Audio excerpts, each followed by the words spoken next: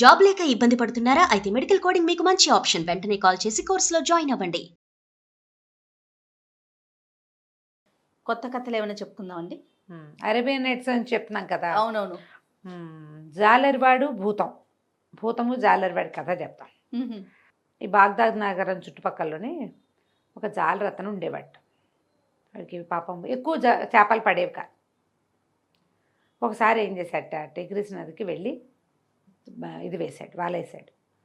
ఎప్పటికో బరువుగా ఉంటే తీసి దాన్ని లాగితే ఒక చచ్చిన గాడిద వచ్చిందట, వాళ్ళంతా తెగిపోయి. అయ్యో ఇదేమిటి నా కర్మిటా కాలిపోయింది, దేవుడు నన్ను చేయటం లేదు, ఈ చచ్చిన గాడిద వచ్చింది, వాళ్ళేమో తెగిపోయింది అనుకుని ఆ గాడిదని పక్కకు తోసేసి వాళ్ళ మళ్ళీ దులుపుకొని మళ్ళీ వేశాడు. ఈసారి ఓ పగిలిపోయిన కొండ లాంటిది వచ్చింది. చీచీ చీచీ అనుకున్నాడు. దాని నిండా ఏమిటో చిల్ల పెంకులు అవి ఉన్నాయి. పగిలింది, బీటుకు కూడా పోనీ కుండ పడింది, పనికొచ్చేదైతే అనుకో, అది కూడా కాదు. మూడోసారి ఒక మట్టి బిడ్డ లాంటిది పడింది. భగవంతుడు నన్ను వాళ్ళే వేయద్దంటున్నాడు, కానీ మామూలుగా అయితే 3 సార్లే వేయాలి వేస్తవాళ్ళు, 4ఓసారి వేయరు. ఎవ్వరు లేరు, చుట్టుపక్కల చూశాడు ఎవ్వరు లేరు. 3 సార్లు వేసాక పడలేదు అనుకో, దేవుడు వద్దంటాడు, ఇంటికి వెళ్ళిపోమంటారు. వాళ్ళకి కుల శాసనం అనమాట అది. ముత్యం 3 సార్లు అంటాం కదా మనం కూడా. ముచ్చటగా 3 సార్లు ముత్యం, పల్లెటూళ్ళలో ముత్యం 3 సార్లు అంటారు. ముత్యం కాదు, ముచ్చటగానే అయ్యి ఉంటుంది అట్లా అంటారు. ముచ్చటగా మూడోసారి అవ్వలేదనుకో, ఇక 4ఓసారి మనం కూడా చేయం. వాళ్ళు కూడా అంతే, అటు ఇటు చూస్తే ఎవ్వడూ లేడు, ఎవడూ చుట్టలేదు. దేవుడా నన్ను క్షమించు, ఆహారం కోసం ఈ తప్పు పని చేస్తున్నాను, కులకట్టుబాటు దాటుతున్నాను, ఎవరు లేరు కాబట్టి నింగి నేల పంచభూతాలే సాక్ష్యం దీనికి అని చెప్పి వాలేసాడు. చాలాసేపటికి ఏదో బరువు తెలుస్తుంది. వాళ్ళ లాక్కున్నాడు. లాగితే అందులో ఒక ఇంత కూజా పడింది. కూజా పడేసరికి ఇవి ఏమనుకున్నాడు, ఏమైనా మండ్లు మాణిక్యాలు రత్నాలు వజ్రాలు ఉండొచ్చు, మట్టి మశానం కూడా ఉండొచ్చు. తీరా చూస్తే అది సీల్ చేసినట్టు కనపడుతోంది. ఇప్పుడు కూజా ఏదైనా నీళ్ళలో ఎవరి చేతిలో అయినా జారిపడి పడిపోయింది అనుకో, మామూలుగా నదుల్లోకి కూజాలు లాంటివి ఎట్టా వస్తాయి, కుండలు లాంటివి. ఎవరైనా ఈ పడవల్లో వెళ్ళే వాళ్ళ చేతులు జారిపోయి పడిపోతే దాన్ని పట్టుకోలేక వదిలేస్తారు. ఈ కూజా అలాంటిదనుకో, దీనికి సీల్ ఉండకూడదు. అది ఎలా ఉండాలి, ఓపెన్గా ఉండాలి. అందులోకి నీళ్ళు వెళ్ళిపోయి మట్టి మీద బురద చేరి ఉండాలి. కానీ ఇది అట్లా కాదు, పై భాగం ఇట్లా సీల్డ్గా ఉంది. సో ఇక్కడ ఏదో ఉంది అని భావించి ఏం చేశాడు, అటు ఇటు చూసి ఒక చిన్నది ఇంత మూలిక లాంటిది ఏదో కనపడితే, చిన్న మామూలు ఈ బెస్తవాళ్ళు చేసేటప్పుడు పనులు చేసేటప్పుడు వలలు చిన్న సూదులు లాంటివి వలాళ్ళుకునేవి అవి ఉంటాయి. దొరికింది, దాన్ని పెట్టి బాగా కొట్టి దాన్ని బోర్లేసేసరికి ఏమి రాలా, అందులో ఇచ్చి మూతోడింది, ఏమి రాల. కానీ వాడికి ఒక్క క్షణమయ్యాక తెలిసింది, తను దాన్ని బోర్లు ఇస్తున్నప్పుడు దాంట్లో నుంచి ఏదో పొగలాంటిది వచ్చింది. అదటా పైకెళ్తోంది. ఏమిట్రా అని దానికేసి చూస్తే అదొక భూతం ఆకారంలో కనపడింది. హడిలిపోయాడు వీడు, ఒక్క ఎగురెగిరాడు. ఓ నాయనో ఏదో భూతం వచ్చిందంటే ఆ భూతం కనపడింది. ఎవడరా నువ్వేనా నన్ను విడిపించింది అని అనగానే వీడు 10 దండాలు పెట్టాడు. మామూలుగా ఇలా భూతాలు జీనీలు అవి కనపడితే ఏమిటో బ్రహ్మాండం బదలై డబ్బులు వచ్చేస్తాయని అనుకుంటున్నాడు వాడు. అంతే. అక్కడి నుంచి దండాలు పెట్టి, ప్రభు తండ్రి నువ్వెవరినైనా నన్ను రక్షించడానికి వచ్చావు, రూపాయి లేదు, తిండి లేదు, ఒక చేప పడలేదు, నన్ను రక్షించు, కరుణించు, కనకవర్షం కురిపించు నా మీద అని కేకలు పెట్టాడు. కేకలు పెట్టేసరికల్లా అన్నాడు, నిజంగా నువ్వేనా నన్ను ఇందులోంచి తీసింది బయటికి అన్నాడు. అక్షరాలా నేనే స్వామి, ఇక్కడ ఎవ్వడూ లేడు చూడండి, నేను ఒక్కనే ఉన్నానన్నాడు. అయితే పట్టు నిన్ను చంపేస్తా అన్నాడు ఆ భూతం. అనగానే వీడు హడిలిపోయాడు. నీ దుంపదేగా, నేను నిన్ను రక్షిస్తే నేను ఇందులోంచి బయటపడేశాను, పైకి వెళ్ళేందుకు నీకు అవకాశం కల్పిస్తే నన్ను చంపేయటం ఏమిటి, భూతాలు డబ్బులు ఇస్తాయి, నువ్వు ఇట్లా ఎందుకు చేసినావు, అసలు నువ్వు ఇందులోకి ఎట్లా వచ్చావంటే, ఎన్నో ఏళ్ల క్రితం 1800 సంవత్సరాల క్రితం నేను భగవంతుడికి ఒక అపచారం చేశాను. ఆయన భగవంతుని కుమారుడు నన్ను భూతంగా మార్చి ఇందులో ప్రవేశపెట్టి సముద్రంలో పారేశాడు. అటాటాటాట ఎటాగో కొట్టుకొచ్చి ఈ నది నీళ్ళలో చేరా. ఎన్ని వందల ఏళ్ల నుంచి, 1800 సంవత్సరాలు కదా, ప్రతి సంవత్సరం ప్రతి 10 ఏళ్ళకి 20 ఏళ్ళకి అనుకున్నా నన్ను రక్షించిన వాడికి కోట్లు ఇస్తాననుకున్నా, ఎవడూ రక్షించరా. 100 ఏళ్ళకి 200 సంవత్సరాలకి రక్షిస్తాననుకున్నా, ఎవడూ రక్షించలే. 300 ఏళ్ళకి 50,000 ఇస్తానన్నా, ఎవడూ రాలా. ఏదో ఒకటి ఇస్తాను అన్నవాడు ఎప్పుడూ ఎవ్వరూ రాలా. ఎన్ని వందల సంవత్సరాల నుంచి నేను ఇందులో వేచి ఉన్నాను. చివరికి నాకు విసుగు పుట్టింది, ఇందులో ఉండి విరక్తి పుట్టింది. ఈ విరక్తి నుంచి నన్ను ఎవడు విముక్తి పరుస్తాడో వాడికి ముక్తి ప్రసాదిస్తానని పెట్టుకున్నాను. చంపేస్తాను వాడిని, ఇప్పుడు నువ్వు తెరిచావు అంటే ఇప్పుడు నా శపథం ప్రకారం నేను నిన్నేం చేయాలి? చంపేయాలి. అంతే. నా శపథం నెరవేర్చుకుంటాను నేను అనగానే వీడు నిర్ఘాంతపడి చాలరివాడు. అయ్యో బాబు, ఇంకేమైనా ఉంది, ఇప్పుడు చచ్చిపోతే ఇంట్లో పెళ్ళాం పిల్లలు ఇల్లు వాకిలి ఏమైపోతాయి? అక్కడి నుంచి అన్నాడు, మహాన్ బాబా నువ్వెవరో నాకు అర్థం కావటం లేదు, అయినా నువ్వు చూస్తే ఎంతున్నావు, చంపేస్తే చంపేద్దు కానిలే, నువ్వు నీలాంటి గొప్పవాడు చేసిన ప్రతిజ్ఞ నెరవేర్చుకోవాల్సిందే. వెధవ మామూలు జీవితాల్లో మేమే ఏదైనా ఒక మాట అంటే కట్టుబడి ఉంటాం. భగవంతుడి మీద ఒక ఆజ్ఞ ఒక బాణ పెట్టుకున్నాం అనుకో, దేవుడి మీద ఒట్టు అంటే చెయ్యాలి. మేము మామూలు మనుషులం. మేము ఎలాంటి వాళ్ళం? ఓ 100 ఏళ్ళు వస్తే చచ్చిపోతాం, 50 ఏళ్ళకే ముసలైపోతాం, 100కి చస్తాం. నువ్వు ఇంత గొప్పవాడివి, 18 ఏళ్ల నుంచి కూజాలో కూర్చున్నానని ఏమిటో సెలవిస్తున్నావు, నువ్వు చూస్తే ఎంతున్నావు, ఇందులో ఎట్టబట్టావు స్వామి నువ్వు అన్నాడు. అనగానే భూతం ఉంది, ఎందుకు పట్టలేదు, నేను అందులోంచి బయటకు వచ్చాను, నువ్వు చూడలేదా? నేను ఎక్కడ చూశాను, నువ్వు చూస్తే ఎంతున్నావు, ఈ కూజా చూస్తే ఎంతుంది, సారాయి పోసుకునే కూజాలే ఉంది ఇది, దీనికి 2 మూతులు ఉంటాయి, ఓవైపు సారా నింపుతావు, రెండో వైపు సారా పోస్తాం, ఆ వైపు సీల్ చేస్తుంది, ఈ వైపు నేను తెరిచా, నువ్వు ఎటపోయావు ఇందులోకి అని 10 ప్రశ్నించాడు. భూతమన్నాడు, నేను ఇందులోనే ఉన్నానంట, నువ్వు ఇందులో ఉన్నావని నాకు నమ్మకం కుదిరిస్తేనే నీతో ఈ చేతిలో నేను చావడానికి సిద్ధం అన్నాడు బెస్తవాడు. అక్షరాల నేను ఇందులోంచే వచ్చాను, కావాలంటే ఇందులోకి వెళ్ళి చూపిస్తాను నీకు అన్నాడు భూతం. అనేసి ఏం చేశాడు, సన్నగా పొగలాగా మారి ఇందులోకి ప్రవేశించగానే దాని పైన సీలు వీడు బోడ తీశాడుగా, ఆ బిరడ పెట్టేసేసాడు దానికి. అయిపోయింది. ఒరే నన్ను వదిలే అంటే ఇతను ఏమన్నాడు, జాలరి, పోనీలే కదా నిన్ను వదిలిస్తే నేను కావాలని చేయలే, కానీ నా వల్ల జరిగింది, నువ్వు నాకు సహాయం చేయకపోగా, నన్ను ఆశీర్వదించకపోగా నువ్వు నన్ను చంపుతానంటావు. ఎవడైనా సహాయం చేసిన వాడిని చంపుతాడా లోకంలో? నేను ఇప్పటికిప్పుడు నదిలో పారేస్తా, ఈ నదికి వరదలు వస్తే నువ్వు మళ్ళీ సముద్రంలో కలిసిపోతావు, నువ్వు సముద్రంలో పారవేయబడి ఇక్కడికి వచ్చావు అనేసరికల్లా జీని బతిమిలాడినా మనవాడు ఒప్పుకోలే. పూర్వం దుబాన్ అనే రాజు, యూనన్ అనే రాజు దుబాన్ అనే వైద్యుడిని చంపినట్టుగా నువ్వు నన్ను చంపడానికి చూస్తున్నావు. సహాయం చేసిన వాడిని ఎప్పుడూ చంపడు. పోనీ ఎవడో 3వ వాడు వచ్చాడు అనుకో మధ్యలో, అప్పుడు చంపచ్చు, పోనీ అప్పుడు జరగచ్చు, ఎవరైనా మనని మిస్లీడ్ చేస్తే. ఇక మిస్లీడ్ ఇంకేముంది, నువ్వున్నావు నేనున్నాను, నన్ను రక్షించడాన్ని చంపేస్తాను అని ఎవడైనా ప్రతిజ్ఞ చేస్తాడా? భూతాలు చేస్తాయి, మనిషి అన్నవాడు చేస్తాడా ఆ పని? అలా నీకు సరైన శిక్ష వేశాడు, నీలాంటి వాడికి ఇలాగే కావాలి అనగానే భూతం ఉంది, ఒరే బుడ్డిలో పెడితే పెట్టావు, కానీ కూజాలో పెట్టాడు కదా, కూజాలో పెడితే పెట్టావు, నువ్వు ఆ కథ ఏంటో చెప్పు నాకు అంటే అప్పుడు చెప్పాడనమాట. ఇతను మన బెస్తాబాయ్ చెప్తున్నాడు. పూర్వం యూనన్ అని ఒక రాజుగారు ఉండేవాడట. ఆయన చాలా గొప్ప రాజు, బోళంతమంది వజీర్లు, బోళంతమంది సైనికులు ఉండి పెద్ద రాజ్యం. అయితే ఆయనకి కుష్టు వ్యాధి వచ్చింది. ఆ ఊళ్ళల్లో బోళ్ళు వైద్యాలు చేసేవాళ్ళు, జలగల వైద్యం అని అదని ఇదని చేసేవాళ్ళు. ఎన్ని వైద్యాలు చేసినా తగ్గలేదట. తగ్గపోయేసరికల్లా ఇక దేశ విదేశాల నుంచి వచ్చిన వైద్యుల్ని వీళ్ళని ప్రయత్నం చేసేవాళ్ళు. చేస్తే ఒకసారి ఒక వైద్యుడు ఒక ఆయన చెట్ల మందు తయారు చేస్తానని ఊళ్ళోకి వచ్చాడు. రాజుగారు ఆయన్ని మాట్లాడిస్తే ఆయన పేరు దుబాన్. ఆ దుబాన్ అన్నాడు, నేను దీన్ని కుదర్చగలనండి, ఎక్కువ సమయం కూడా పట్టదు, తేలిగ్గా తగ్గుతుందన్నాడు. ఏమిటి ఇన్ని వందల వైద్యాలు చేసినా కుదరంది, వీడు ఒక మందుతో ఎట్టా తగ్గిపోతుంది, సరే చూద్దామని ఆయనకు ఒక ఇల్లు వాకిలి ఏర్పడితే దుబాన్ తన చెట్లు పుస్తకాలు తన మందులన్నీ ఆ ఇంట్లో భద్రపరుచుకుని, సరే రాజుగారికి ఏం చేశాడు, ఒక చేతి కర్ర తయారు చేసి ఇచ్చాడు. బోలుగా ఉండే కర్ర, దాని నిండా మందు నింపాడు. ఆ మందు నోట్లో వేసినా పైకి పూసినా పనిచేసే మందు కాదు, కర్రలో వేశాడు. ఒక బంతి ఏర్పరిచాడు, పట్టుకొచ్చుకున్నాడు. రాజుగారి దగ్గరికి వెళ్ళాడు. ఆట స్థలంలోకి వెళ్దామండి, ఇగోండి ఈ కర్ర చేత్తో పుచ్చుకోండి, ఈ బంతిని కొట్టండి, బంతిని బాత్తూనే ఉండాలి మీరు, ఆ బంతి మీరు కొట్టేశారు, ఎవడో పట్టుకొచ్చి మళ్ళీ విసురుతాడు, మళ్ళీ కొట్టాలి. ఎన్నిసార్లు కొట్టాలంటే మీ చేతిలో చెమట రావాలి, ఆ చేతి చెమటకి ఈ కర్రలో ఉన్న మందు చెమట ద్వారా మీ శరీరం లోపలికి వెళ్తుంది. అది మన వైద్యం. చెమటలు కారిపోవాలి మీకు. చెమటలు కారాలంటే ఎంతసేపు ఆడితే చెమట పోస్తుంది, పరిగెత్తాలి ఆ బంతి వెనకాల. ఇక ఆ బంతి వెనకాల మీరే పరిగెడతారో వాళ్ళు వేస్తే మీరు కొడతారో నాకు తెలియదు, మొత్తానికి చెమట రావాలి, మీ చేతిలో ఆ కర్ర ఉండాలి, ఆ కర్రలో ఉన్న మందు మీ ఒంట్లోకి వెళ్తుంది అన్నాడు.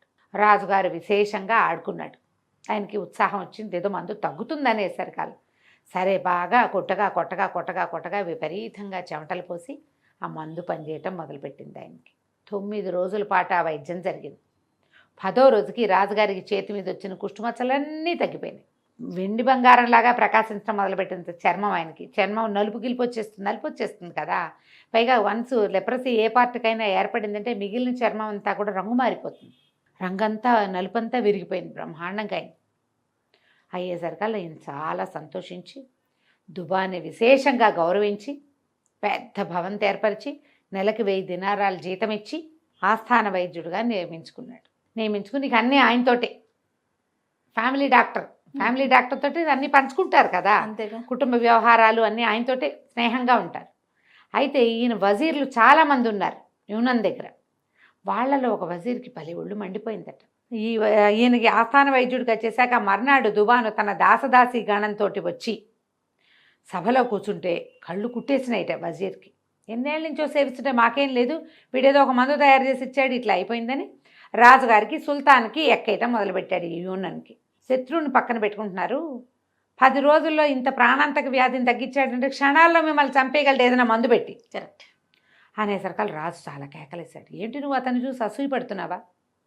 ఎన్ని వైద్యాలు చేసినా తగ్గలేదే. అతను ఇచ్చిన మందుతో 10 రోజుల్లో మందు పనిచేసింది, గుణం కనపడింది. దైవంతో సమానం, వైద్యో నారాయణ హరి అన్నారు. కాబట్టి నేను ఇట కుళ్ళు పడద్దు నువ్వు అన్నాడు. కాదు, కావాలంటే నేను మీకు ప్రూవ్ చేస్తానని ఇతను చెప్పేసరికల్ సరే ఎట్లా ప్రూవ్ చేస్తావో చూపించు నాకు అనేసరికల్ సరేనన్నాడు. ఒక రాజుగారిని యూనస్ని రక్షించిన దుబాన్ గురించి వజీర్ చెప్తున్నాడు, ఆ దుర్మార్గుడు అని. యూనస్ ఏమంటాడంటే, మనకు మేలు చేసిన వాడిని ఇప్పుడు నాకు జబ్బు తగ్గించాడు, అది కూడా అదేదో పూసి ఇదేదో రాసి అదేమిటో చేసి కాదు, ఆటలాడిచ్చి తగ్గించేశాడు. అతని జీవితం అంతా మన దగ్గరే గడవాలి, ఇంకా అతని మీద అసూయతోటి నువ్వు చెప్తున్నావు. నీ మాట విని అతన్ని నేను ఏదైనా చేస్తే సింధుబాద్ అని గద్దం చంపిన సింధుబాద్ రాజులాగా అయిపోతాను, నేను అట్లా చేయను అన్నాడు. అనగానే వజీర్ అడిగాడు, గద్దం చంపాడా సింధుబాద్, ఎక్కడిది ఆ కథ, ఎవరి గురించి అని వజీర్ అడిగాడు. ఎన్నో కథ వచ్చింది చూడు. అక్కడి నుంచి వజీర్ అడిగిన దానికి యూనస్ రాజుగారు చెప్తున్నాడు. పూర్వం సింధుబాద్ అని ఒక రాజుగారు ఉండేవాడట. ఆయనకు ఒక పెంపుడు గద్ద ఉండేది. ఎంత ప్రేమో ఆయనకు ఆ గద్ద అంటే. అది ఎప్పుడు ఆయన ముంజేయి మీదే ఉండేది. ఆయన నిద్రపోతున్నప్పుడు కూడా చేయి చాపు కూర్చుంటే అది ఆయన చేతి మీదే పడుకునేవాడు. చేయి చాపుకుని పడుకుంటే చేతి మీదే కూర్చొని నిద్రపోయేది. అది దాని మెడలో ఒక చిన్న బంగారపు గిన్నె వేళ్లాడేసేవాడు, అందులో మంచినీళ్ళు పెట్టేవాడు. బంగారపు గిన్నెతో నీళ్లు తాగేది అది. రాజుగారికి అంత ప్రీతి. ఒకసారట వీళ్ళు వేటకెళ్ళారు. వేటకెళ్తే ఒక భలే లేడి దొరికిందిట, భలే బాగుందిట, చాలా బలంగా ఉంది, పెద్దదిగా ఉంది. రాజుగారు ఆ లేడిని కొట్టబోయాడు, అది కాస్త తప్పించుకుంది. సింధుబాద్ రాజు పేరు. సరే తప్పించుకునేసరికల్లా ఆయన అన్నాడు, అరే దాన్ని పట్టుకోండిరా, దాన్ని ప్రాణాలతో పట్టుకురావాలి, దాన్ని వదిలేస్తే కనుక మీకు శిక్ష పడుతుంది అన్నాడు. వదిలేసిన వాడికి శిక్ష తప్పదు అనేసరికల్లా సైనికులు ఇటుబడి పరిగెత్తి మొత్తానికి ఎటాగొట్ట దాన్ని మోసుకొచ్చారు. దాన్ని పట్టుకొస్తే అది ఇట్లా రాజుగారు ఎదురుగుండా నిలబెట్టారు దాన్ని. అది ఇట్లా ఆయన దగ్గరకు వస్తూ సడన్గా ఆయన ఇట్లా బెదిరించింది ముందు కాళ్ళెత్తి. ఆయన కంగారు పడిపోయాడు. మామూలుగా అప్పటిదాకా నిదానంగా ఉన్నవాళ్ళు ఒక్కసారి మీదకి దూకితే బెదర్రు. ఇంత బెదిరి వెనక్కి తగ్గేసరికల్లా అది ఈయన నెత్తి మీద నుంచి ఒక్క దూకి పరిగెత్తేసరికల్లా ఈయన భుజం మీదే ఉంది గద్ద. సైనికులు ఇద్దరు పక్క నుంచిన వాళ్ళు కళ్ళతో ఇట్లా సైగ చేసుకునేసరికల్లా ఏమిట్రా లేడి పారిపోతే మీరు సైగ చేసుకుంటున్నారు అని అడిగాడు. వజీర్ అన్నాడు, అది కాదు ప్రభు, ఎవరి వల్ల ఇది తప్పించుకుంటుందో వాడికి శిక్ష పడుతుంది అన్నారు, వదిలేస్తే శిక్ష పడుతుంది అన్నారు. సైనికులేమో తీసుకొచ్చి మీకు అప్పచెప్పారు. ఇప్పుడు వదిలేసింది ఎవరు? తమరు. అంతేగా. అనగానే రాజు అన్నాడు, అదేమిటి, నా శిక్ష నేనే వేసుకుంటానా, నాకు మంచినీళ్ళు వద్దు, ఏమొద్దు, ఇప్పుడు ముందెళ్ళా లేడిని పట్టుకొస్తానని మళ్ళీ రయ్యమని గుర్రం ఎక్కాడు. ఎక్కి ఇక పరిగెత్తాడు, ఎక్కడికో వెళ్ళిపోయాడు. ఆ లేడిని వెంబడపడి ఆ గద్ద కూడా ఈయన్ని ఫాలో చేస్తే ఆయన భుజం మీదే కూర్చుంది. చివరికి లేడిని కొట్టాక ఏమైంది, అప్పుడు ఆయనకు ఒళ్ళు తెలిసింది, తను చాలా దూరం వచ్చేసానని. ఆ వెర్రి పరుగుతోటి ఆ గద్ద ఆయన భుజం మీద అట్లా కూర్చుని ప్రయాణం చేయదు, పైన ఎగురుకుంటూ వస్తుంది. ఆయన ఎక్కడైనా ఆగితే అప్పుడు భుజం మీద వాళ్తుంది. ఆయన ఆగమంటున్నాడు. ఆయన ఏమనుకున్నాడు, దాహంతో ప్రాణం పోతోంది, ఇది కూడా రొప్పుతోంది, దానికి నీళ్లు కావాలి, దాని మెళ్ళ బంగారు గిన్నె వేళ్లాడేసి ఉంటుంది, ఆ గిన్నెలో నీళ్ళు అయిపోయినాయి.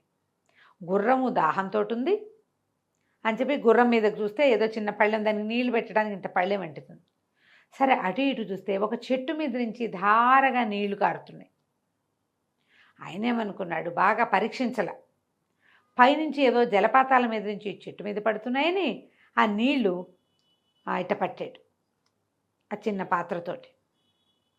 సరే ముందు చేతితోటి పట్టుకున్నాడు, పట్టుకుని ఆ పక్షికి మెళ్ళలో పోసాడు. ఆ మెళ్ళలో ఆ గిన్నె ఉందిగా, అది తోసేసింది నీళ్ళని. ఆయనకు అర్థం కాలేదు.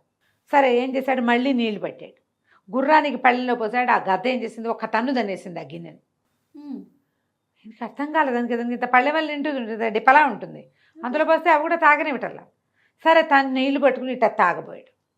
దాహంతో ప్రాణం పోతుంది, గుర్రం కూడా చచ్చిపోతే అది దాహంతో నేను ఎక్కడికి వెళ్తాను, ఈ గద్ద శనిమోహంది, అది నీళ్లు తాగదు, గుర్రాన్ని తాగనిట్లేదు, నేనైనా తాగుదామని ఇట్లా పట్టుకునేసరికల్లా అది ఒక్క తన్ను దనింది రాజుగారిని. ఆ గద్ద తన్నేసరికల్లా ఆయన కోపంతో మొల్ల ఒక కత్తి ఉంటుంది, కత్తి పెట్టి ఒక్క వేటేశాడు. దాని మెడ కాస్త తెగింది, ఇట్ట పైకి చూస్తూ కింద పడి చచ్చిపోయింది. అప్పుడు అది పైకి సైగ చేస్తోందని పైకి చూస్తే ఏంటంటే ఎక్కడి నుంచో నీళ్లు పడుతుంటే ఒక 8-10 పాములు ఉన్నాయి ఆ పైన. ఆ పాములు విషం కక్కుతున్నాయి, ఆ నీళ్లతో కలిసి ఆ విషం కిందకు వస్తుంది. ఆ గద్ద చూసి కేక, వద్దని, దానికి మా నోరు లేదు, నీళ్ళు వద్దంటే ఒకటే దానికి తెలుసు, అది చూసింది కాబట్టి.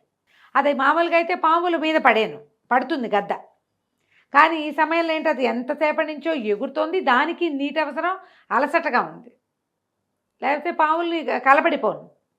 అవి ఇట్లా చెట్టుకు చుట్టుకుని రక్తం విషాన్ని వెళ్ళగక్కుతున్నాయి బయటికి. రాజు నిర్కాంతపోయాడు.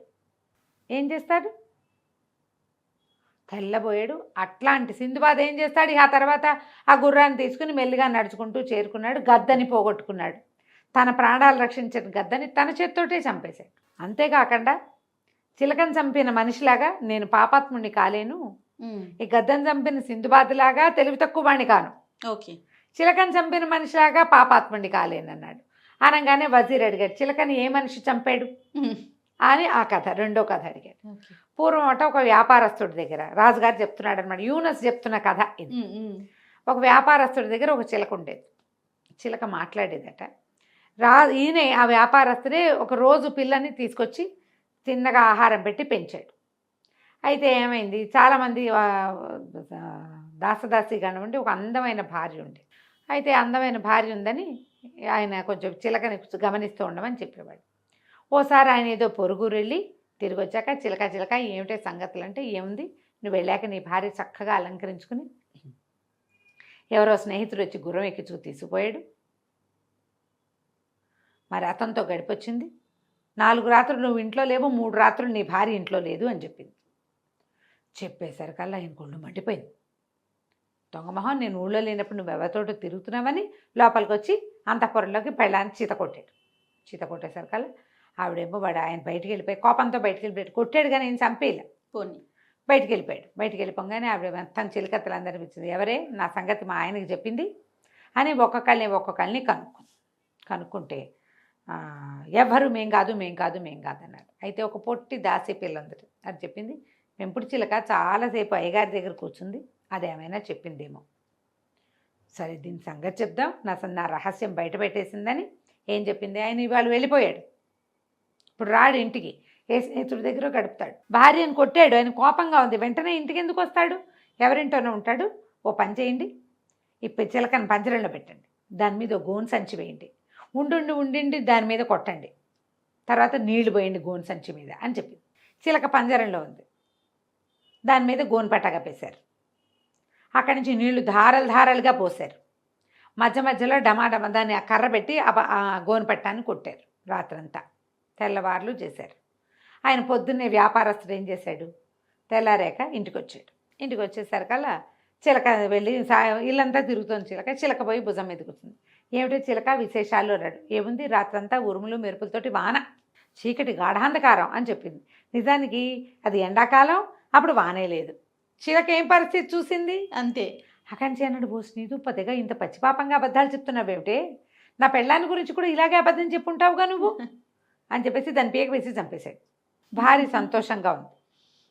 ఈ మనిషి ఏం చేశాడు, చిలక ఇలాంటి మాట ఎందుకు చెప్తోంది, ఏం జరిగింది, ఏమీ లేదు, ఎంక్వైరీ లేదు. ఈ ఎంక్వైరీ లేకుండా నువ్వు చెప్పావని నేను నమ్మను. ఈ సింధుబాద్ గద్దను చంపిన సింధుబాద్ లాగా తెలివి తక్కువ పని చేయను, మనిషిని చంపిన చిలకను చంపిన మనిషిలాగా పాపాత్ముడిని కాలేను. వైద్యుడి మీదకి వెళ్ళడానికి వీల్లేదన్నాడు రాజు. అయితే ఈ చిలకని చంపేశాడు వ్యాపారస్తుడు. చంపేసిన తర్వాత ఒక బానిస పిల్ల కూడా అతనికి చెప్పింది, మీ ఆవిడ ఎవరితోటో ఫ్రెండ్షిప్ చేస్తుందని. అవును. చిలక చచ్చిపోయిన తర్వాత ఆయన తన భార్య ఒక టర్కీ ఒకటితో మాట్లాడటం చూశాడు. చిలకని చంపేశాక ఇంకా చేసేదేమో. ఈ మాట్లాడుకున్నారు వజీరు రాజు. వజీర్ ఏం చెప్పాడంటే రాజుగారికి చెప్తున్నాడు, దుబాను నిన్ను చంపేయగలుగుతాడు, ఎందుకంటే నీకు ఒక కర్ర ఇచ్చి కర్రతో నీకు పట్టి పీడిస్తున్న జబ్బుని పోగొట్టిన వాడు రేపొద్దు నీ పువ్వు వాసన చూడడానికి వాసన చూపించి చంపేయగలడు నేను. అంతే కదా, నీకు ఈ మేలు ఎందుకు చేశాడు, రేపేదో కీడు చేయకపోవటానికి. ఓ ఆలోచించు, అవునా కాదంటే రాజుకు ఆశ్చర్యంగా ఉంది. అలా జరుగుతుందంటామన్నాడు. ఎందుకు జరగదండి, ఒక యువరాజు వజీర్ కథ చెప్తాను వినండి అనే వజీర్ ఇంకో కథ చెప్పాడు. ఒక దేశంలో ఒక రాజుగారికి ఒక కొడుకు ఉండేవాడట. ఈ కొడుక్కి వజీర్లతోటి ఫ్రెండ్షిప్. అయితే ఈ వజీరుల్లో ఒకడిని బాగా నమ్మేవాడు. ఒకసారి కుర్రాడు రాజకుమారుడు అడవిలో వేటాడడానికి వెళ్ళాడట. వేటాడడానికి వెళ్తే సరే వేటాడారు, వజీర్ కూడా వెళ్ళాడు ఆయనతో పాటు. ఆ వేట అయిన తర్వాత ఏదో ఒక భయంకరమైన మృగం వచ్చింది. వజీరు రాజకుమారుడి కవ్వించాడు, నీకు చేతనైతే దాన్ని చంపు, దాని వెనకాల పరిగెత్తు అని. ఎవ్వరూ రాకుండా యువరాజు ఒక్కడే ఆ జంతువు వెనకాల పరిగెత్తాడు. అదేదో ఒక విచిత్రమైన జంతువు. పరిగెత్తి పరిగెత్తి పరిగెత్తి దారి తప్పేశాడు. ఆ జంతువు అతనికి దొరకల. ఇతను ఏం చెయ్యాలో తెలియక వస్తూ ఉంటే ఒక అందమైన అమ్మాయి కనపడిందట యువరాజుకి. ఓకే. ఇతను పోయి ఆ అమ్మాయిని అడిగి, ఎవరమ్మాయి, ఏమిటి, ఎందుకు ఏడుస్తున్నావు, ఏంటి, ఏడుచుకుంటుంది ఆ పిల్లకు నుంచి. నేనేం చేయను, మా వాళ్ళంతా వేటకొచ్చారు, నేను మా గుర్రాల మీద తిరుగుతున్నాం, పెద్ద వేటాడింది ఏమీ లేదు, నేను గుర్రం మించి జారి పడిపోయాను, మా సైనికులంతా ఇటో వెళ్ళిపోయారు, నేను ఇక్కడ ఉండిపోయాను అని చెప్పేసరికల్లా అతను అన్నాడు, సరే నేను కూడా దారి తప్పాను అనుకో, కానీ మెల్లిగా దారి చూసుకుని వెళ్ళిపోవచ్చు, నువ్వు నా గుర్రం ఎక్కు, మా స్కందావారానికి తీసుకెళ్ళి మేము గుంపు వచ్చాం కదా గుడారాలు, అక్కడికి వద్దు, కానీ మా వాళ్ళు మీ వాళ్ళని వెతికి పట్టుకుంటారులే, పైగా గుర్రాలు వేసుకెళ్ళిన వాళ్ళు ఓ గుర్రాల గుంపు ఇంకో గుర్రాల గుంపుని గుర్తుపడుతుంది. అంతేగా, ఇక్కడ ఆగాం, గుర్రపు చప్పుడు వస్తుందంటే ఎంతమంది వస్తారో లెక్కలు కూడా తెలిసిపోతాయి. కాబట్టి మనం చూద్దామమ్మా, నువ్వు నా గుర్రం ఎక్కమన్నాడు.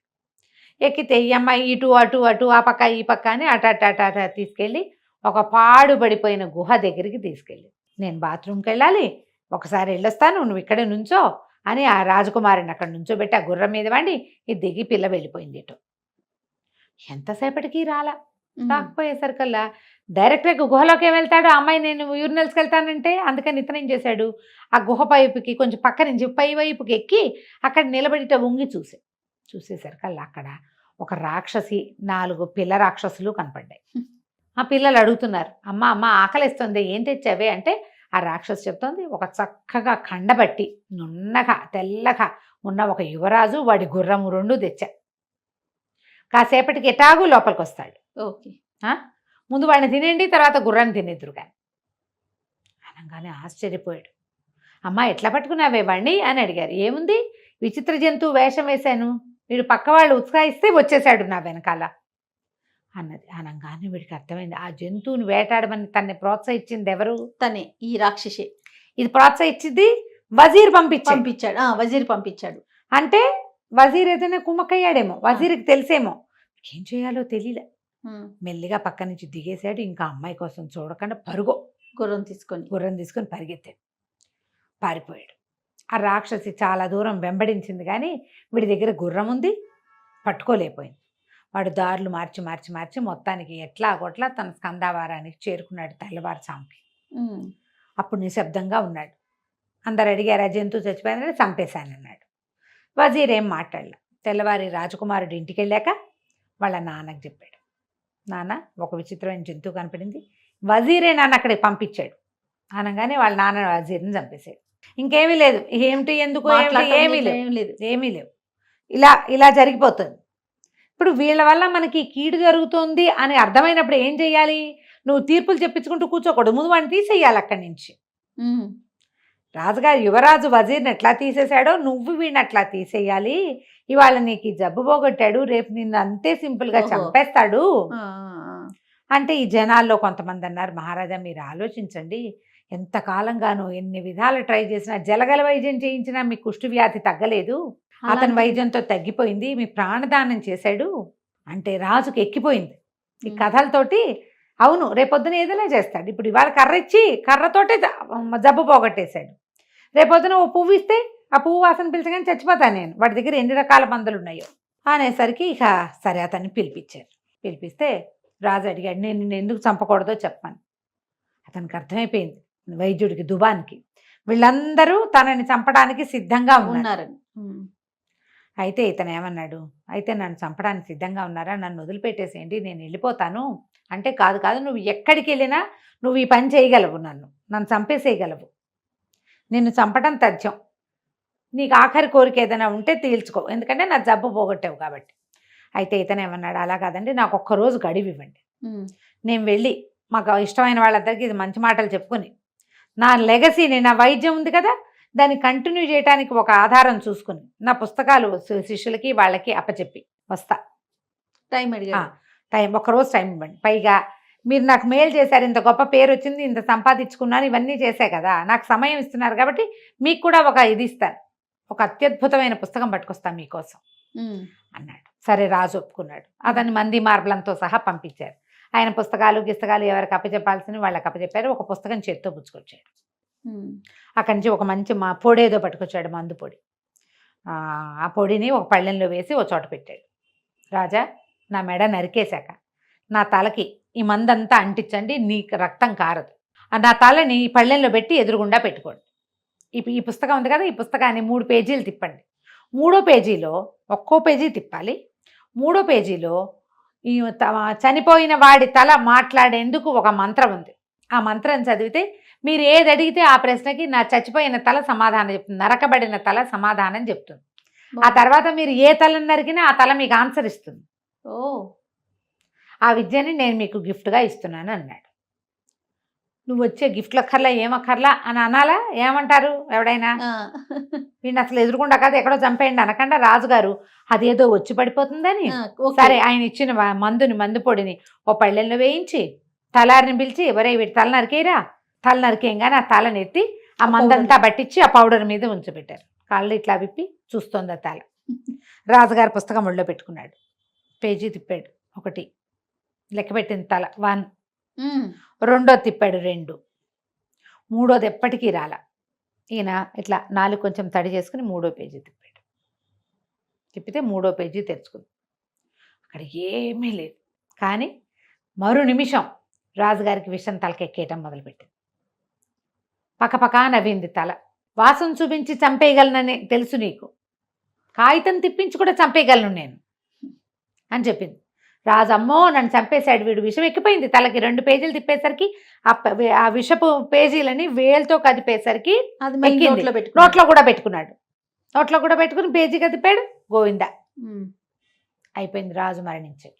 ఇప్పుడు ఈ కథని జాలరివాడు ఇల్ఫ్రిత్కి, ఆ భూతానికి చెప్తున్నాడు. ఇట్లా రాజు ఏం చేశాడు చూడు, తనని రక్షించిన వాడిని చంపడానికి చూశాడు, చంపేశాడు. చివరికి తను కూడా చనిపోయాడు. అంతేగా, ఇప్పుడు నువ్వు కూడా అంతే, నువ్వు కూడా నాకు అంతే చేయబోతావు. నేను నిన్ను రక్షించాను, నువ్వు చెరువులో పడ్డావు, నీళ్ళల్లో ఉన్నావు, 1800 సంవత్సరాల నుంచి నువ్వు ఇక్కడ ఉంటే నేను ఒక జాలరివాడిని, నా బతికెంత, నేను నిన్నేదో తెలుసో తెలియకో నేను నిన్ను రక్షిస్తే ఏదైనా ఇస్తే ఇవ్వు, లేకపోతే పో లేచక్క. అది కాకుండా నువ్వేం చేసావు, నన్ను చంపుతానని ప్రతిజ్ఞ చేశానని ఇప్పుడు చంపుతానంటున్నావు. నిన్నెవడు నమ్మాడు? చచ్చినా ఇందులో నుంచి తీయను, ఈ సంగతి ఊరంతా చాటింపేయిస్తా, ఖర్చయినా పర్వాలేదు. నిన్ను ఇప్పుడే తీసుకెళ్ళి నదిలో పారేస్తా, తర్వాత నువ్వు ఎలాగో నదికి వరద వచ్చినప్పుడు సముద్రంలోకి పోతావు. అయిపోయాయి. బెస్త వాళ్ళందరికీ చెప్తా, ఒరే ఫలానాది, దీని బొమ్మ కూడా గీసి చూపిస్తా, ఇది దొరికితే దీన్ని తీయద్దు, ఇందులో ఉండే ఇల్ఫ్రిత్ భూతం చాలా చెడ్డవాడు, చంపేస్తాడు అని చెప్తా. ఎవ్వరూ తీయరు. ఇంకా కొన్ని 100 సంవత్సరాలు నువ్వు ఇందులోనే పడుందో కానీ అంటే ఆ కూజాలో ఉన్న భూతం బతిమిలాడేసింది, బాబు ఒరే నాయన ప్లీజ్రా ఒక్క అవకాశం వచ్చింది, దాన్ని ఉపయోగించుకొని ఇవ్వరా, నన్ను వదిలే అని బతిమిలాడితే, నువ్వు 100 ఒట్లు పెట్టుకుంటే కానీ నేను నిన్ను బయటికి తీనన్నాడు జాలరివాడు. భూతం చెప్పింది, నీకు మేలు చేస్తాను, నీకు చాలా మేలు చేస్తాను, నీకు డబ్బు వచ్చే మార్గం చెప్తా, నీకు డబ్బు వచ్చే మార్గం నేను చూపిస్తా, వదిలేసేయి, నన్ను వదిలేసేయి అంటే 100 ఒట్లు ప్రమాణాలు అన్నీ చేయించుకున్నాక సరే జాలరివాడు ఏం చేశాడు, మూత బయటికి తీసాడు. మూత బయటికి తీసేసరికి వాడు ఇట్లా పైకి రాగానే వీడి భయం వేసేసింది, కాళ్ళు వణికిపోతున్నాయి. కానీ ఏదైనా వస్తుందన్న ఆశ అన్నమాట.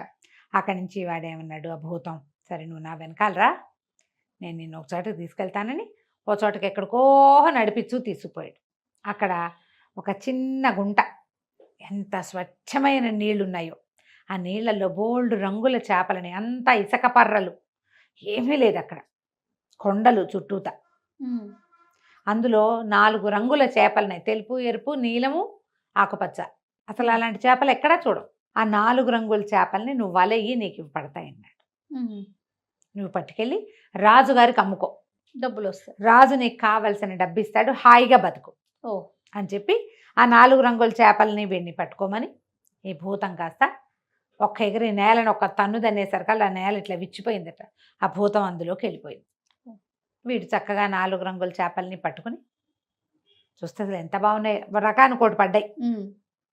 రకానుకోటి పట్టుకొచ్చి ఓ చిన్న కుండలో వేసి పెట్టుకుని తర్వాత రాజుగారి దగ్గరికి తీసుకెళ్ళి అప్పచెప్పాడు. రాజుగారు ఆ రోజులో 1 దినారం ఇస్తే ఈ బెస్తవాడు 1 నెల, నెలన్నర అవలీలుగా బతికేస్తాడు.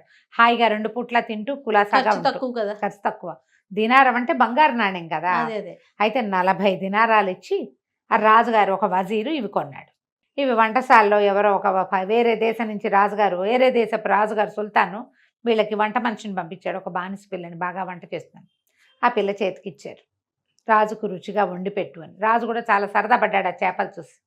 వాటి మాంసం ఎంత రుచిగా ఉంటుందో వంట చేయించుకుందాం అనుకున్నారు. సరే వంట వండుకున్నారు, అది వేరే కథ. సరే రాజుగారేమో వజీర్ ఏమన్నాడు, అదెవరో రాజుగారు సుల్తాన్ నుంచి తెచ్చినటువంటి బానిస అద్భుతంగా వంట చేస్తుందని చేపలు 4 ఆవిడకి అప్పచెప్పి వండమన్నాడు. ఓకే. వండమన్న తర్వాత ఏమైంది, ఆవిడ వంట చేసుకోవడానికి అమ్మాయి పూనుకుంటే ఆ పిల్ల కొంచెం సౌందర్యవతి. వజీర్ గారి దగ్గరుండి వంట చేద్దామని ఈయన కూడా పోయాడు వంటింట్లోకి.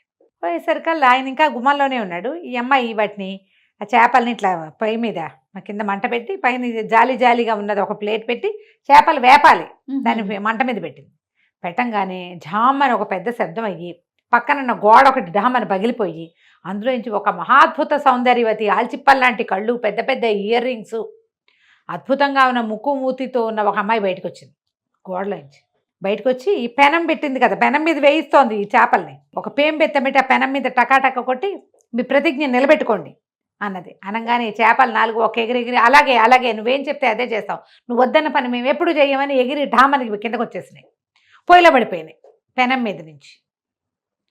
వజీర్ గారు చూసినాడు, ఏమిటి చేపలు మాట్లాడుతున్నాయి అలాగే అలాగే అంటున్నాయి, పైగా గోళ్ళ నుంచి ఒకటి వచ్చింది. అదే కదా, అదేమో మహాద్భుత సౌందర్యవతిగా ఉంది, కిందున్న సౌందర్యవతి కంటే గోళ్ళ సౌందర్యం ఎక్కువగా ఉంది.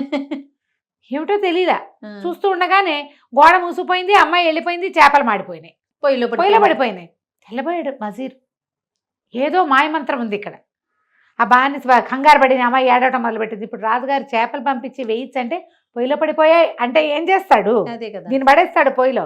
అమ్మాయి ఏడుస్తుంటే కంగారు పడుకుంటూ నేను రాజుగారికి చెప్తానని రాజు దగ్గరికి వెళ్ళాడు.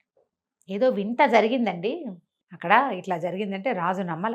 బానిసే చెప్తే అసలు నమ్మేవాడిని కాను, నువ్వు చెప్తున్నావు కాబట్టి చూద్దాము, సరే ఇంకో 4 చేపలు తెప్పించు, ఆ జాలరి వాడు ఎక్కడాడో వాడిని పట్టుకురమ్మన్నారు. జాలరి ఆశ్చర్యపోయాడు, 4 చేపలు తెచ్చేసి 40 దినారాలు ఇచ్చేసి మళ్ళీ తయారయ్యారే వీళ్ళు, ఈసారి తక్కువకి రానండి అన్నాడు. నీకు ఏది కావాలంటే అది ఇస్తాం పట్టరా అని వాడిని వెంబడబెట్టు తీసుకెళ్ళి వెళ్ళారు. వెళ్తే ఒక పెద్ద దారి, చాలా దూరం వెళ్ళాలి. ఎన్ని గంటలు పడుతుందంటే ఇక్కడికి 4 గంటలు పడుతుంది అన్నాడు. 4 గంటలు ప్రయాణం చేసి వెళ్తే అక్కడ 4 కొండల మధ్యలో అంతా మట్టిమట్టిగా అంటే ఇసగ్గా ఉంది. మేమన్నా ఎడారిగా ఉన్న చోట చిన్న కొలను చిన్న కొలను అని చెప్పుకున్నాక చేపలు ఉన్నాయి. చేపలు పట్టించారు. ఆశ్చర్యపోయారు, అసలు ఇది ఎక్కడి నుంచి వచ్చింది, మన రాజ్యం వెనకాల 4 గంటల దూరంలో ఇటువంటిది ఒకటి ఉందని మనకు తెలుసా అసలు ఇలాంటిది అని ఆశ్చర్యపోయారు. వాళ్ళని వీళ్ళని అడిగారు. అడిగితే ఏం సమాధానం రాలేదు. సరే ముందు ఈ 4 చేపలు పట్టాడుగా బెస్తవాడు, పట్టిన వాడికి 400 దినారాలు ఇచ్చారు, ఒక్కో దానికి 100 చొప్పున పడి చేతిలో పెట్టారు. చేపలు 4 తెచ్చారు. ఇప్పుడు రాజుగారి దగ్గర ఆయన గదిలోనే పొయ్యి, పెనము, వంట చేసేందుకు బానిస మొత్తం అందరినీ పిలిపించుకున్నారు.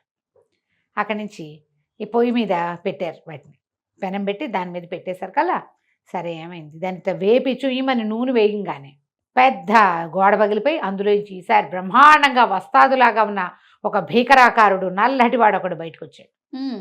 వాడి చేతిలో ఇంత పెద్ద చెట్టు కొమ్మంది. వాడు కూడా ఆ అమ్మాయి ఏదో పాట పాడింది కదా పాటలాగా మాట నిలబెట్టుకోండి అని వాడు కూడా ఒక పాట పాడాడు. వెంటనే ఈ చేపలు 4 ఢామని మాడిపోయినాయి ఒకేసారి. మీ మాట వింటాం, మీ మాట వింటాం, మీ మాట మీద అవదాటం, మీరేం చెప్తే అదే చేస్తాం.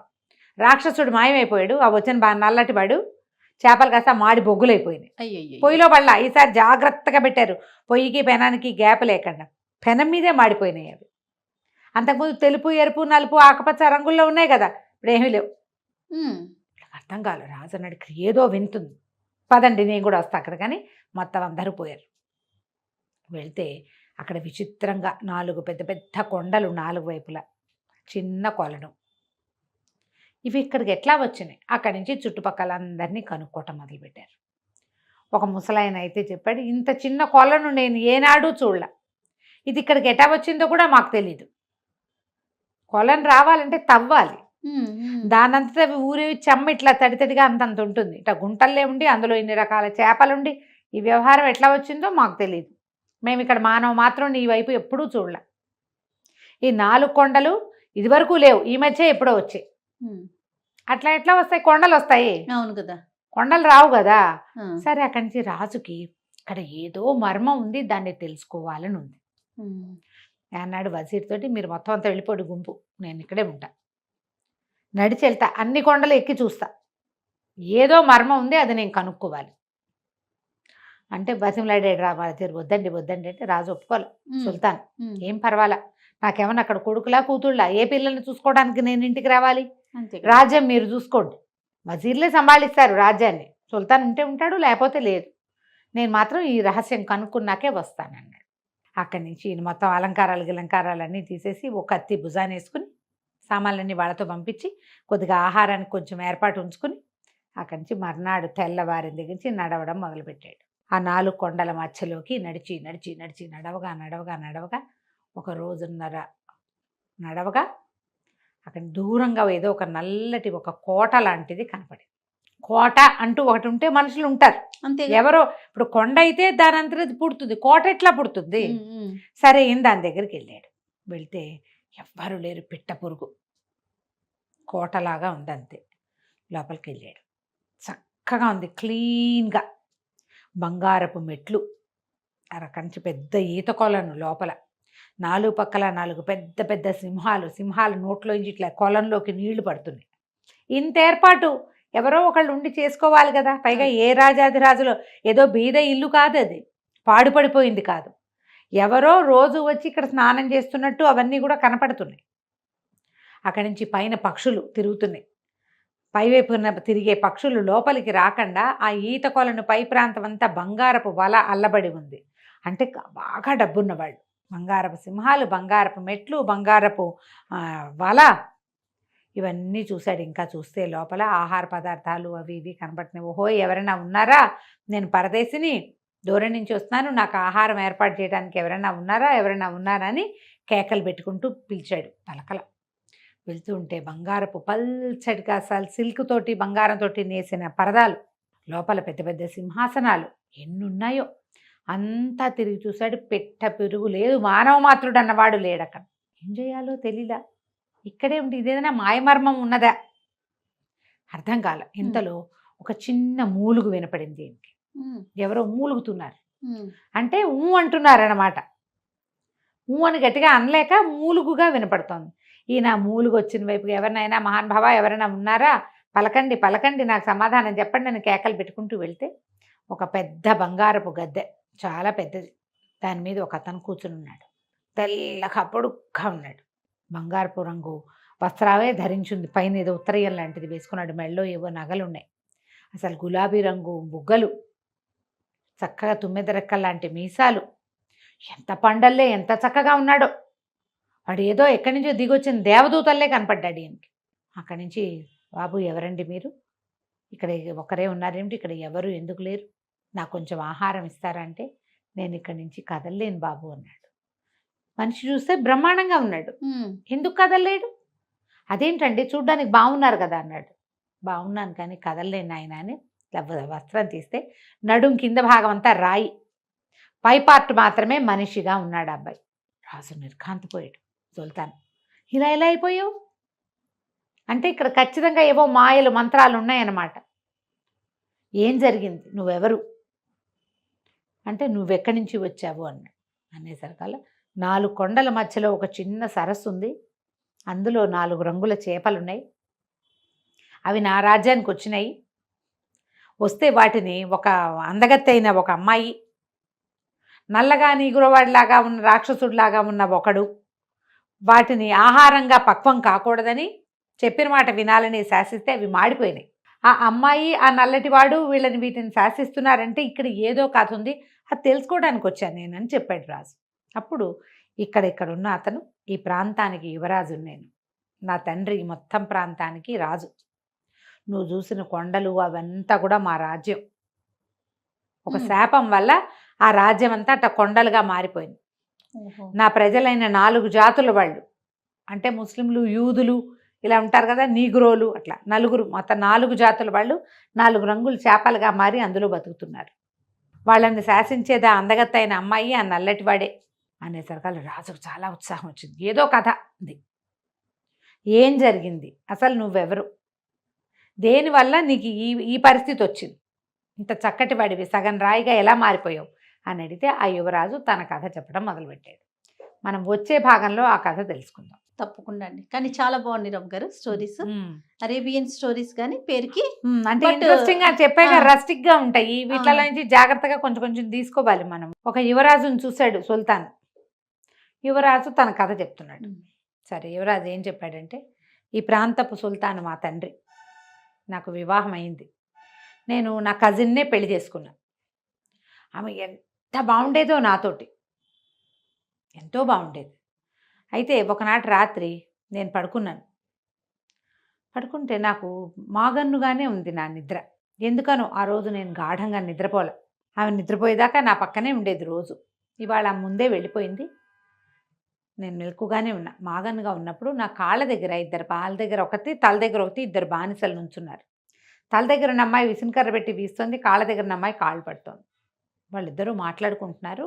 ఏమని మాట్లాడుకుంటున్నారు, పిచ్చి వెధవలా ఉన్నాడేమిటి, ఎవరైనా ఇట్లా ఉంటారా, పెళ్ళాం అట్లా తిరుగుతుంటే ఈయన ఇట్లా పడుకుంటాడు అనేసరికల్లా ఆ తల దగ్గర ఉన్న అమ్మాయి అంటుంది, ఏం చేస్తాడు ఈయన పాపం, ఇంత బంగారు కొండ, చూడటానికే ముద్దొచ్చేలాగా ఉంటాడు, అయినా సరే ఆ రాకాసి తిరిగిపోతుంది కదా రాణి, ఆవిడేం చేస్తుంది, రోజు నల్లమందు మాత్రేసి పడుకోబెట్టేస్తుంది.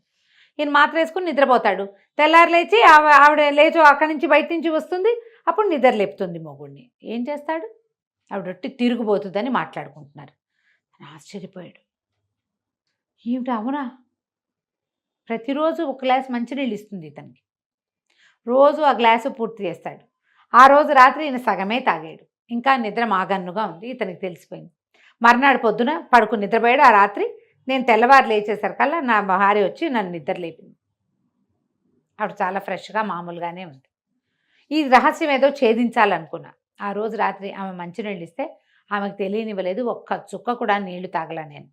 నేను ఆ కళ్ళ సందులోంచి రెప్పల మాట నుంచి చూస్తూనే ఉన్నా. నా భార్య చకచకా పరదాలు లాగేసింది, చకచకా తయారైపోయింది, ఏదో ఆహారం మూట కట్టుకుంది, నా కత్తి నాది భుజాన్ని వేసుకుని ఎక్కడికో వెళ్ళిపోయింది. నేను కూడా ఏం చేశానంటే ఆమెను వెంబడిస్తే నా భార్య ఎక్కడికో వెళ్ళి అది ఎలాంటిదంటే, ఒక తాగుబోతులు, తిరుగుబోతులు వాళ్ళందరూ ఉండే ఒక ప్రాంతం, ఆ ప్రాంతంలోకి వెళ్తే ఆ లోపలికి వెళ్ళాను నేను కూడా ఆమె వెనకాల. నా భార్య మహాద్భుత సౌందర్యవతి, నేనే ఇంత చక్కటి వాడిని, నా పెళ్ళాం ఇంకా చక్కటి. ఈ లోపలికి వెళ్తే అక్కడ ఒక తాగుబోతువాడు, ఒక తిరుగుబోతువాడుగా ఉన్న ఒక బానిస దగ్గరికి వెళ్ళింది. వాడు ఎంత అసహ్యంగా ఉన్నాడంటే, నల్లటి నలుపు, కుష్టు వ్యాధి ఉంది వాడికి, ఇంత పొడుగునున్నాడు, భీకరాకారుడు. నా భార్య వాడిని బతిమలాడింది, బామాలింది. వాడు అడిగాడు, ఇంత లేటుగా ఎందుకు వచ్చావు, నా ఫ్రెండ్స్ అందరూ ప్రియురాళ్లతో తిరుగుతున్నారు, ఎంజాయ్ చేస్తారు, నేను ఇట్లా ఒంటరిగా పడుకుని ఉన్నాను, నువ్వు ఇంత లేట్ ఎందుకు చేసావు అంటే, నా భార్య వాడిని బతిమలాడి బామాలి కావలించుకుని వాడిని ముద్దు చేసి, నేను చూస్తుండగానే వాడితో పాటు వాడి ఒంటికి ఉన్న కుష్టుతోటి అతనితో పాటు ఉండిపోయింది. నాకేం చేయాలో తెలియలే, వాడిని చంపేయాలనిపించింది నాకు. నా భార్య లేచి బయటికి వెళ్ళినప్పుడు నేను అతన్ని చంపేశాను అంటే పొడిచి పరిగెత్తుకుంటూ వచ్చేసాను. వీడి వల్ల కదా నా భార్య ఇట్లా చేస్తోంది అనిపించింది. వచ్చేసిన తర్వాత ఏమైంది, నేను ఇంటికి వచ్చేసా. మర్నాడు ఆ రోజు రాత్రి నా భార్య మామూలుగానే నాకు మంచినీళ్ళు పోసిచ్చింది. ఏం చేస్తుందో చూద్దాం అనుకున్నాను. తెల్లవారు ఏడుస్తూ వచ్చింది. ఏడుస్తూ వచ్చి మా అమ్మ చచ్చిపోయింది, నాకు చాలా బాధగా ఉంది అని ఎంత విపరీతంగా ఏడ్చింది. అమ్మ ఎందుకు ఏడుస్తోంది, వీడిని పొడి చేశానని తెగ ఏడ్చింది. అక్కడి నుంచి మా అమ్మ జ్ఞాపకార్థం ఒక గోరీ కట్టుకుంటాను, ఆ గోరీ ఎదురుగుండా నా దుఃఖాన్ని వెళ్ళబోసుకుంటా, ఒక 1 నెల రోజుల పాటు నేను నా దగ్గరికి రావద్దు, నాతో మాట్లాడద్దంది. సరేనన్నాను. అక్కడి నుంచి ఒక గోరీ కట్టుకుని ఆ గోరీలోకి ఆ కత్తిపోటుతోటి చావలా వాడు బతికే ఉన్నాడు, ఆ కత్తితో పోటుతో ఉన్నవాడినే తీసుకొచ్చి ఆ గోరీలో పడుకోబెట్టింది. పొద్దస్తమానం అక్కడే కూర్చుని వాడి సేవ చేసుకుంటూ ఉండేది. చుట్టాల పక్కాలంతా ఏమనుకునేవాళ్ళు, వాళ్ళ అమ్మ చచ్చిపోయింది అందుకని గోరీ అక్కడ జ్ఞాపకార్థం గోరీలు కట్టుకుంటారు, వాళ్ళ పద్ధతి అది. ఏడుస్తోంది అనుకున్నారు.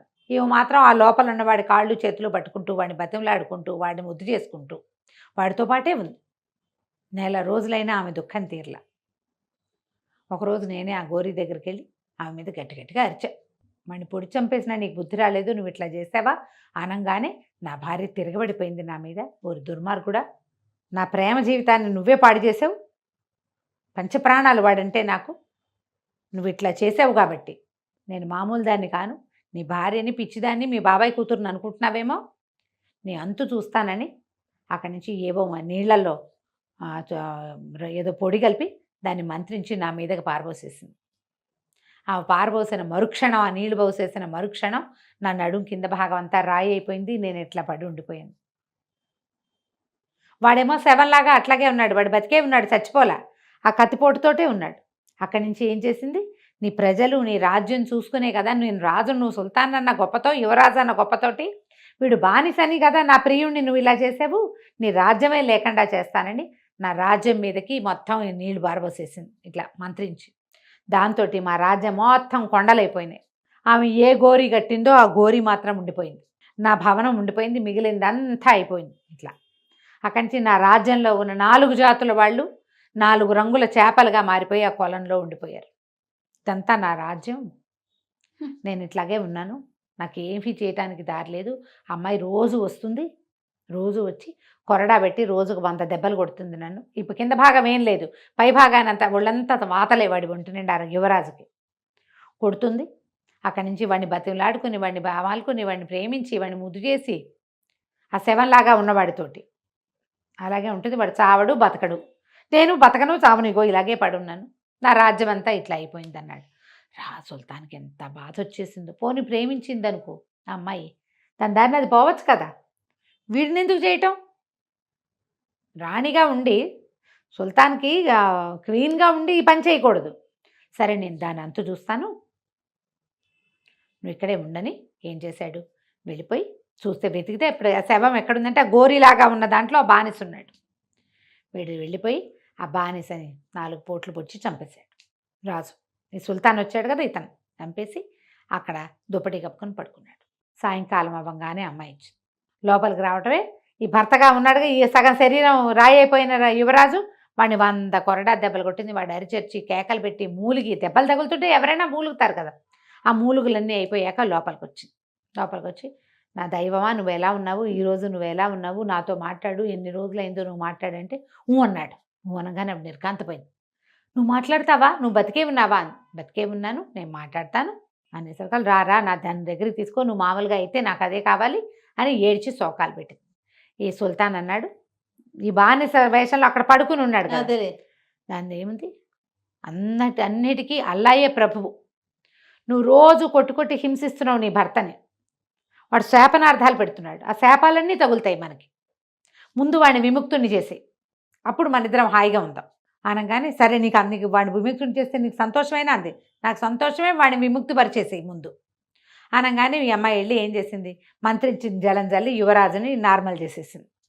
ఆయన ఆశ్చర్యపోయి అటు ఇటు చూస్తుంటే ఆ పరిగెత్తుకుంటూ మళ్ళీ లోపలికి వచ్చింది. నువ్వు చెప్పిన మాట ప్రకారమే చేసేసాను, యువరాజుని విముక్తుని చేసేసా, నాతో మాట్లాడు, మన ఇద్దరం కలిసి జీవిద్దాం మళ్ళీ సంతోషంగా అంది. ఆ అమ్మాయి ఒక మంత్రగత్తె, అందుకే ఈ పని చేయగలిగింది.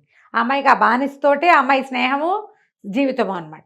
అక్కడి నుంచి మళ్ళీ ఈ బానిస వేషంలో ఉన్న సుల్తాన్ అన్నాడు, వాడిని ఒక్కడిని వదిలేస్తే సరిపోతుందా, చేపలుగా మార్చేసావు ప్రజలందరినీ, మొత్తం ఊరంతా ఏమో కొండలు చేసేసావు, అవన్నీ శాపనార్థాలు పెడుతున్నాయి. నువ్వు వెళ్ళి మళ్ళీ తిరిగి వచ్చే లోపల నేను అదే పడుతూ ఉంటున్నాను. వాళ్ళందరినీ ఎవరి జీవితాలు వాళ్ళకిచ్చే మన జీవితం మనం తీసుకుందాం అనగానే ఈ అమ్మాయి మళ్ళీ వెళ్ళి ఆ కోటలోంచి బయట నిలబడి మంత్రించిన జలం జల్లి మొత్తం ఊరంతా మామూలుగా చేసేసింది.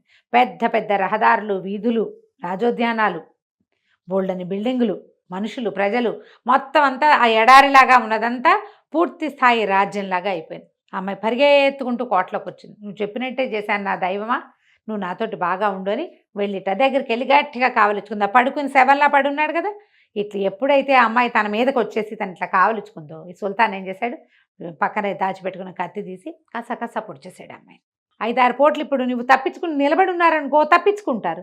ఇప్పుడు ఎట్లా తప్పించుకుంటారు? మీద పడుకుంటాకపోతే తప్పించుకోలేరు కదా. చేత్తో మెడ పట్టేసుకున్నాడు, కత్తి పెట్టి పొడిచి చంపేశాడు.